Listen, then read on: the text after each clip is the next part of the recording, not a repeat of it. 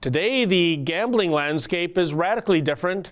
From lotto tickets and table games to slot machines and daily lotteries, one is free to squander one's money with the complete approval of the government. Actually, the government is both the house and the bookmaker.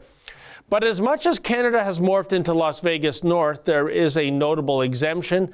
I speak of wagering on sports matches. Oh, sure, for more than 20 years now, this has been facilitated by the Proline provincial-run lottery. But the thing is, a sports bettor must wager on a parlay, meaning he or she has to choose at least 3 games. To this day, wagering on single-game sporting events is illegal.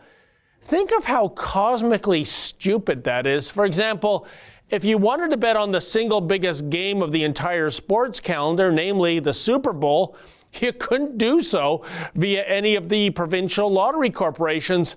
Of course, that doesn't prevent Canadians from betting on the Super Bowl.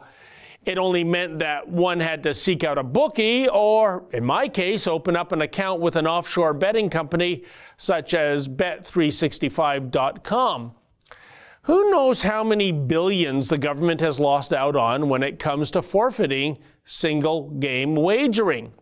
But recently, Ontario Finance Minister Vic Fedeli wrote to Federal Finance Minister Bill Morneau asking for an amendment to the Criminal Code of Canada, one that would indeed legalize single-game sports wagering in Canada.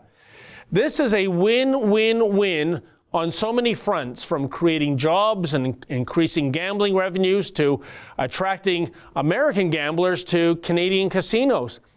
But where do the federal Liberals stand on this issue? It's kind of hard to gauge. When they were in opposition, they supported a private member's bill, Bill C-290, as did all the other parties. That bill, which would have made single-game wagering legal, actually passed third reading and was sent to the Senate. Alas, it languished in the upper chamber for 3 years and died on the order table when the 2015 federal election was called. But again, why? Why are Canadians not adult enough to bet on a single sporting match? Or was there something more to the assassination of Bill C-290? For example, consider Conservative MP Michael Chong, who used to be Minister of Sport. He publicly opposed Bill C-290 because in the bill, that bill would allegedly hurt children, low-income groups, and people with addictive personalities. Plus, it would supposedly ruin the integrity of sports. Now, how many paternalistic senators, I wonder, also had similar views?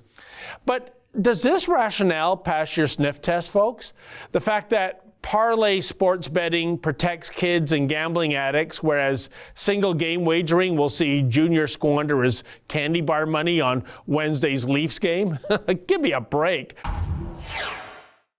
That's an excerpt from the Ezra Levant Show. Every day, I do a video monologue, and then I interview an interesting guest, and then I end by reading my hate mail. But you've got to subscribe to it, which you can do at therebel.media/shows.